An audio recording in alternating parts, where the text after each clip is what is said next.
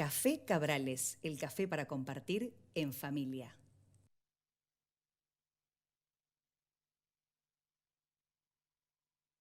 Barberis, bodega y viñedos de familia.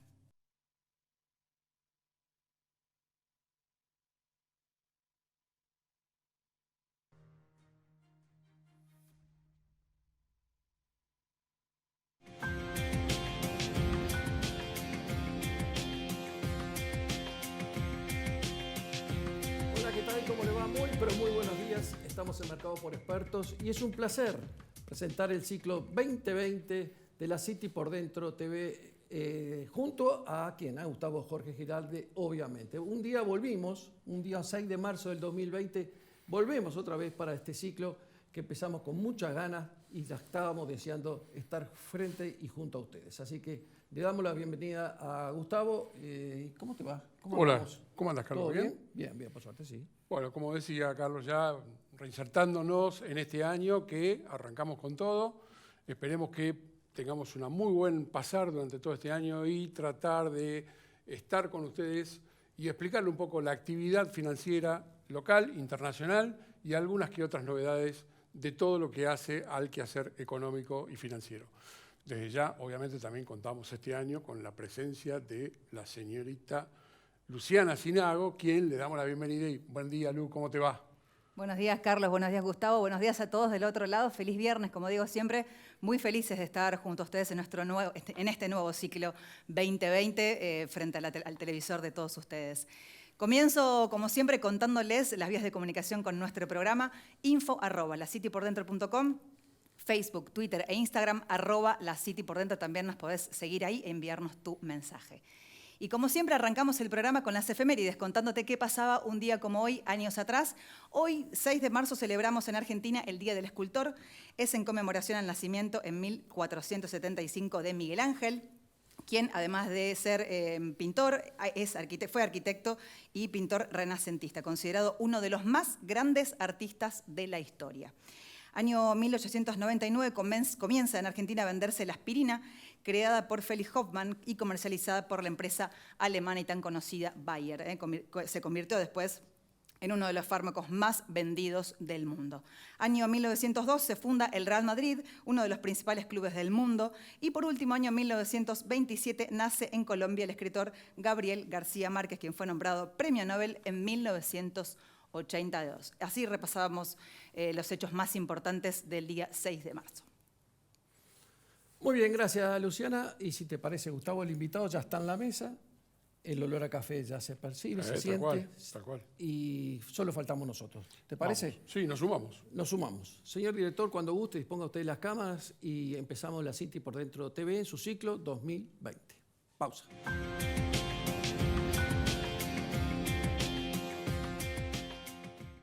Café Cabrales, el café para compartir en familia.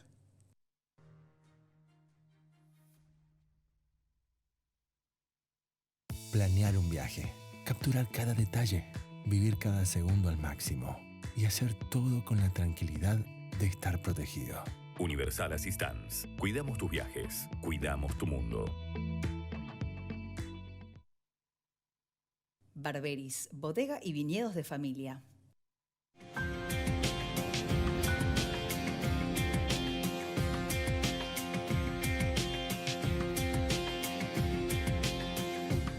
Bloque del programa y no te olvides que podés enviarnos tu mensaje a través de las redes sociales @lacitypordentro en Facebook, Twitter e Instagram. Ahí leemos tu mensaje.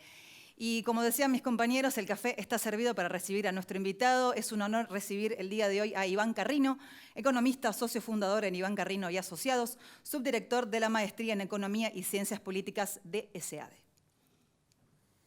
Gracias, Luciana. Y gracias, obviamente, Iván, por haber aceptado nuestra invitación. No, un placer estar acá. Buenas tardes. ¿Cómo andan? Todo muy bien. Buenos días. Todo muy bien, todo muy bien. Sí, bueno, uno tiene la costumbre esa. Sí. A ver, hablar de economía en este país, todo el mundo es un economista en potencia. Hace 3 meses que asumió un nuevo gobierno y ya se pueden tejer o se puede hablar de algunas cosas que se van viendo, positivas o negativas. ¿Qué podemos decir? Bueno, primero te diría que hablar de la economía en este país es muy interesante para ser economista, tal vez no tan interesante para vivirla en el día a día, ¿no? Realmente ahí ya es muy complicada. Tenemos crisis permanentes, saltos del dólar, ¿no? Respecto de los 90 días de gobierno de Alberto, te diría que me acudo a una frase de Einstein que decía algo así como que la locura es creer que haciendo las mismas cosas va a haber resultados diferentes, ¿no? Entonces, si uno se pone a analizar en términos fríos las medidas aisladas, uno encuentra controles de precios en casi todos lados, ¿no? Congelamientos de tarifas, congelamiento de nafta, nuevos precios cuidados. Después una emisión monetaria que fue directamente a financiar al fisco. Una reducción en las tasas de interés que colocan a cualquier rendimiento de una colocación a plazo fijo por debajo de la inflación, cepo, o sea, control de cambios y un fuerte coqueteo con el default. Entonces uno mira eso de manera aislada y dice, no, pero esas cosas siempre han terminado mal. Entonces la única pequeña posibilidad que cabe para pensar que eso no está destinado al fracaso nuevamente es decir, bueno, tal vez es una especie de plan de emergencia de que se hace esto por un ratito, pero después lo abandonan. Ahora, la verdad es que la historia de este tipo de procesos suele continuarse hasta que no queda otra que abandonarlo, el esquema. Ahora, cuando abandonas el esquema, ¿qué pasa? Saltan las tarifas, salta el dólar, te vuelve a saltar la inflación. Entonces, realmente a mí, me preocupa, porque, claro, ahora tenés un dato de inflación que fue de más o menos el 2%, parecería que este mes va a ser incluso menor. Sí, pero eso es reprimir las consecuencias de la inflación y no atacar sus causas. Ahí no estás resolviendo los problemas. Entonces, ya sabemos los que vivimos este tipo de esquemas cómo terminan. Terminan con una devaluación, con un ajuste de tarifas. Terminan como el año 2016, digamos, ¿no? Y cuanto más se prolonguen en el tiempo, peor es el sinceramiento final. Así que estamos en eso. Cuando tenías esta visión, ¿no, Iván? Vos mirabas cómo terminó el gobierno anterior y prácticamente con un inicio de todo lo que está pasando en este momento, como parecería, como vos decís, que la situación continúa. El cambio, ¿notás un cambio en cuanto a un proyecto o una alternativa de que hay un plan realmente? ¿O todavía estamos licuando esa continuidad como vos estabas explicando? Sí, yo creo que algunos cambios hubo, digamos, respecto de lo que era el modelo de Macri, ¿no? El plan o sea, el gobierno de Macri y la gestión de Macri se puede dividir en 2 años. O sea, los primeros 2 años, de 2016 hasta principio de 2018, y después desde junio, julio de 2018 en adelante, que básicamente en realidad es el plan consensuado con el Fondo Monetario Internacional. El Fondo Monetario Internacional agarra países en medio de crisis de balanza de pago y le dice, miren, muchachos, hagan un ajuste y eventualmente eso traerá buenos resultados. En el corto plazo, obviamente que no. Pero en el corto plazo lo que estás viviendo es el problema de la crisis que tuviste. O sea, en realidad, la caída del salario real, el salto del tipo de cambio, todo eso es la manifestación de la crisis de confianza que atravesó la Argentina, producto de que la gestión Macri no hizo las reformas que eran necesarias, ¿no?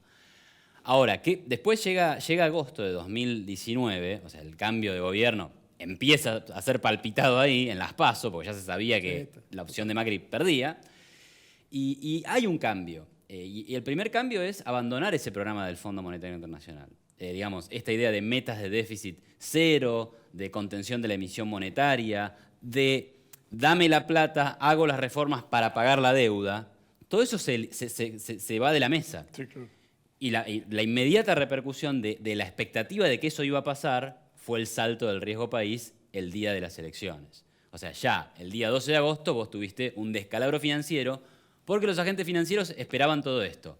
Van a volver a emitir dinero, van a pelearse con el fondo, pelearse entre comillas, ahora vemos que tiene como buena relación, pero digamos que sí, que hubo una ruptura del programa, y van a cesar en el pago de las deudas del capital.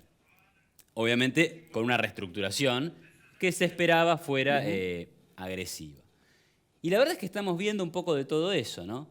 En el discurso Guzmán habla de una actitud constructiva, pero yo creo que están jugando con 2 opciones. O me aceptás el canje o vamos al default y perdemos todo. Bueno, esa estrategia no es la más constructiva de todas, digamos, ¿no? Tal cual. Hablaste algo que nosotros en un momento publicamos una nota donde hablábamos del enamoramiento de los mercados. Y era justamente tal cual como lo describiste tú. Se implementa, no un plan, porque se implementan medidas de emergencia de las cuales después uno se enamora, los gobiernos se terminan enamorando, porque ahora, por ejemplo, no le sacan dólares, porque la cosa está más tranquila, porque la inflación bajó. Entonces se cree que con esas medidas esto es para siempre. Entonces seguimos alargándolas, hasta que, bien lo nombré, lo dijiste perfectamente, hasta que un momento se terminó, porque esas eran medidas de emergencia y termina desbarrancando, obviamente. Sí, es el problema de mirar el corto plazo y creer que el corto plazo te puede definir una estrategia de largo plazo. Pero en realidad es un enorme problema en Argentina. Es gravísimo, porque cuando uno mira la película argentina más larga, más completa, que ya no es ni Macri, ni Alberto, no es ni siquiera Cristina, Menem, o sea, uno va para la película completa y ¿qué encuentra? Un país que está en franca decadencia. Argentina, hay un debate ahí sobre si Argentina fue o no el país más rico del mundo. Hay un debate, sin duda. Ahora, la cantidad de inmigrantes que venía, esto está fuera de debate. La cantidad de inversiones extranjeras que venían a Argentina a principios de siglo está fuera de debate. Los libros que se escribían sobre Buenos Aires está fuera de debate. Entonces, digamos, hay demasiados indicadores para decir Argentina estuvo ahí, estuvo luchando con las potencias del mundo, jugando en la primera. Y hoy, mirá, hablábamos fuera de cámara y un poco el comentario era los jóvenes que se van del país, ¿no? Y eso ya nos pasó en el 2001, vuelve a pasar ahora, digamos. Muchos jóvenes dicen, no, acá ya estoy cansado de que todo el tiempo haya crisis, de que no haya estabilidad, bueno, de que haya inseguridad, porque ese además es otro problema. Entonces nos vamos para buscar una estabilidad afuera. Ahora, ¿por qué ocurrió esto? Porque siempre nuestros políticos se han enamorado del corto plazo. Exacto. Entonces, ahora, y fíjate vos, ahora te va a dar buen resultado. Antes del megacepo, te caían las reservas, caían los depósitos todos los días. Sí, enfrentabas una situación muy límite. Pusiste el cepo. Bueno, ahora, el cepo lo único que hace es atacar el síntoma. Es como que vos decís, che, tengo un problema de salud grave y me estoy tomando una aspirina. Sí, está bien, tomate la aspirina así no te duele. Te baja la fiebre de repente, pero nada más. Claro, pero anda al médico porque si no... O sea, si vos te guías por el síntoma anestesiado, estás al horno. Sí, tal cual. Entonces, en definitiva, ¿qué te estaban diciendo esa caída de depósitos, esa suba del dólar? Te estaban diciendo, esta política no va, corregila, ¿sí? Dale señales al mundo de que vas a hacer lo que tengas que hacer para honrar tus deudas. Bueno, eso no se está haciendo y tenés cepo. Bueno, en algún momento eso no cierra. Muy bien. Hacemos la pausa, ¿te parece? Dale, sí. Y seguimos con mucho más porque hay, la verdad, sí, no, por supuesto. Un lujo. La verdad que sí. Señor director, siga usted con las cámaras y ya volvemos con Bala City por ahí.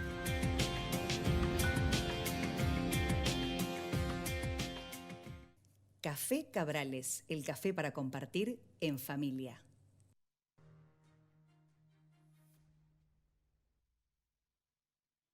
Planear un viaje, capturar cada detalle, vivir cada segundo al máximo y hacer todo con la tranquilidad de estar protegido. Universal Assistance. Cuidamos tus viajes. Cuidamos tu mundo. Barberis, bodega y viñedos de familia.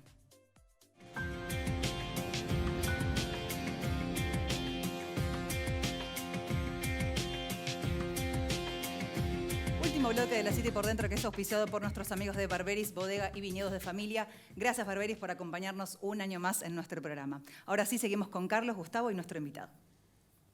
Gracias, Luciana. Bueno, Iván, la verdad que muy bueno hasta este momento y nos quedan algunas preguntas más. Por ejemplo, se habla de falta de consumo, que es la base porque el país no crece. ¿Es tan así? ¿Es porque no vamos a comprar?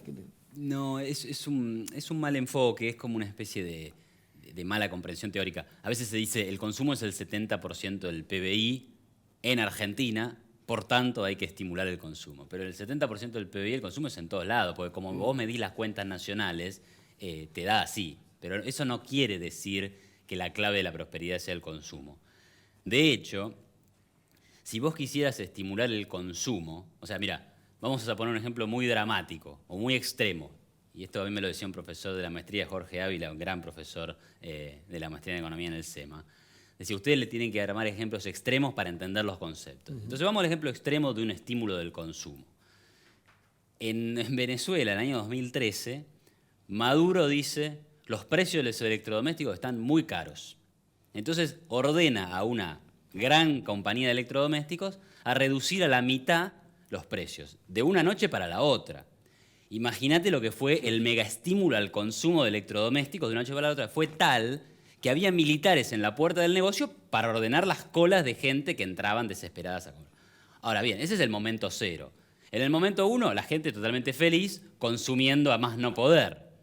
Ahora, en el momento 2, 0 incentivos a producir.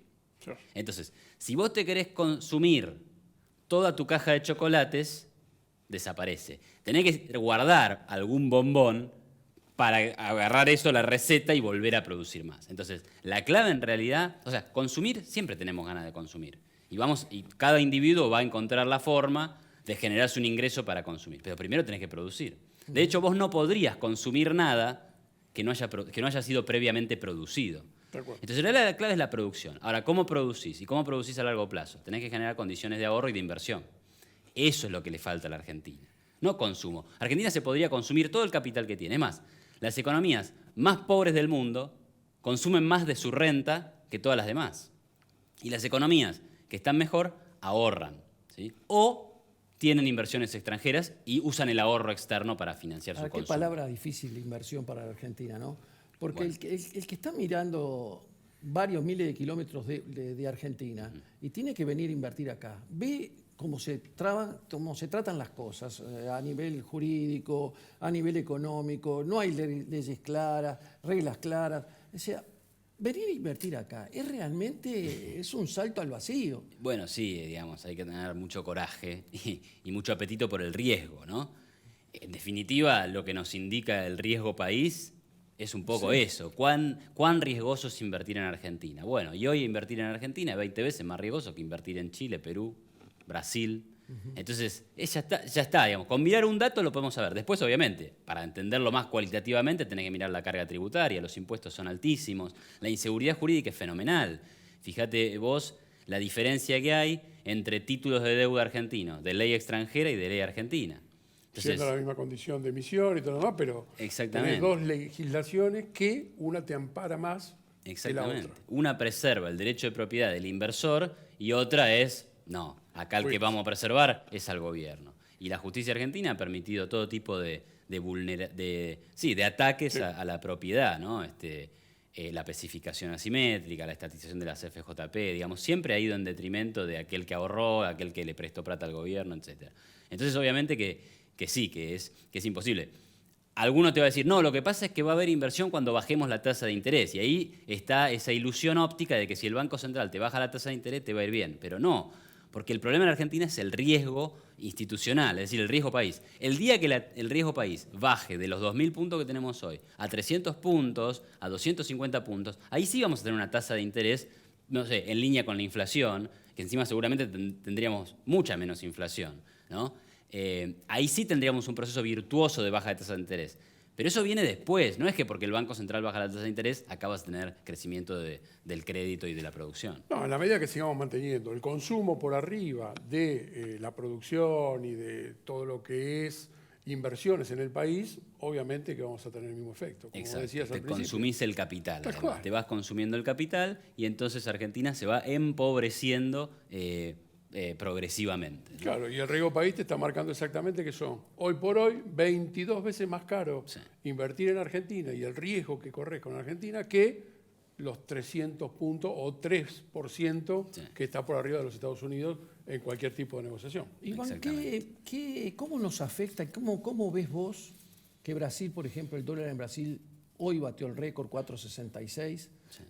Uruguay superó los 40 pesos, también histórico. Chile está en 800 y pico. O sea, la región se ve amenazada por un dólar firme.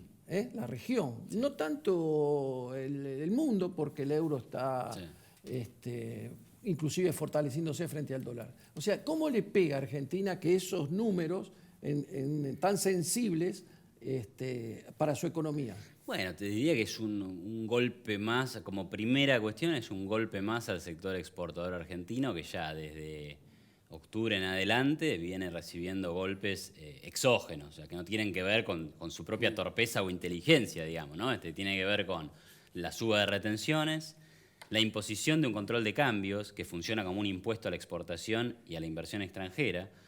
Y bueno, en la medida que el tipo de cambio en Brasil se deprecie, es decir, que suba el dólar en Brasil y Argentina siga con un control de cambios que permite que el dólar suba a cuentagotas, bueno, entonces, ¿qué quiere decir eso? Que el exportador está recibiendo sobre los $100 que debería recibir, está recibiendo 100 menos 33%, y en vez de recibir sobre $100 $7.600 pesos, bueno, recibe 6.400. Bueno, si haces la comparación con el real, lo mismo. O sea, Brasil se pone más competitivo, si querés, Sí, tal y cual. hay menos demanda de exportaciones argentinas. Entonces, bueno, Brasil se abarata más, por tanto el inversor extranjero dice, bueno, por ahí ahora sí me conviene invertir en Brasil porque la mano de obra es más barata, haciendo un análisis bien macro, que no es correcto en el fondo, pero bueno, es más barata.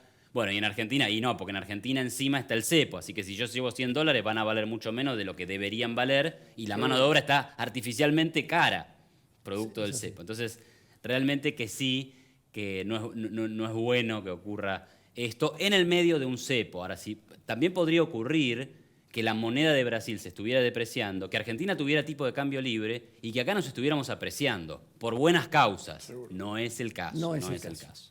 No es el caso. Yo quisiera, si el señor director nos permite un minuto más de lo que tenemos pautado, quiero preguntarte cómo lo ves el futuro, pero a su vez, vos tenés 33 años, sos muy joven, muy joven. Y hablábamos al principio del programa de la gente joven que se va del país. ¿Por qué no te vas vos del país? Pero quiero que les responda un poco por lo que nos comentábamos antes de empezar el programa. Bueno, yo, digamos, tengo una mirada tal vez no de la más optimista sobre lo que puede llegar a ser el futuro cercano de Argentina. No veo que haya buena política económica y que ello vaya a dar buenos resultados.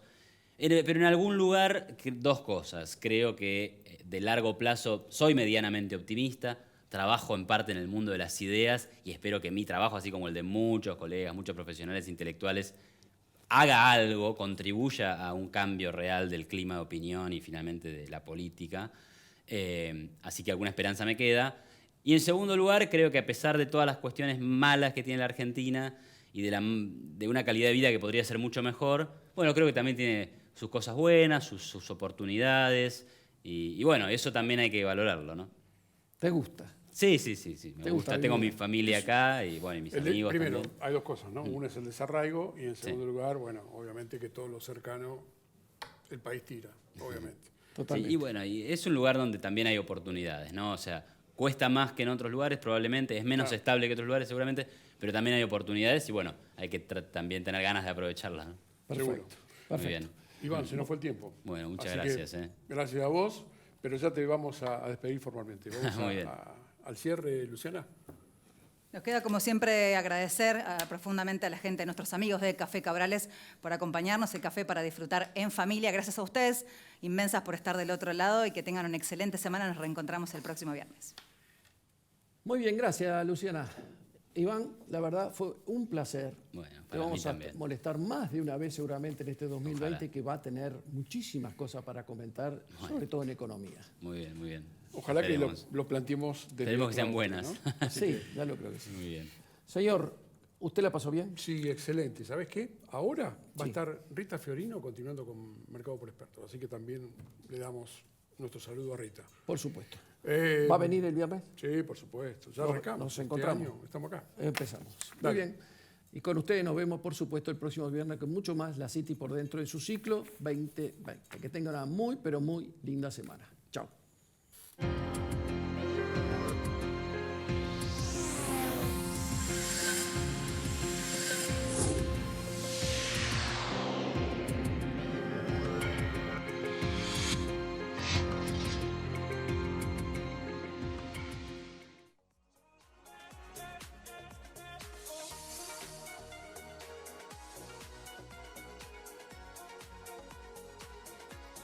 Café Cabrales, el café para compartir en familia.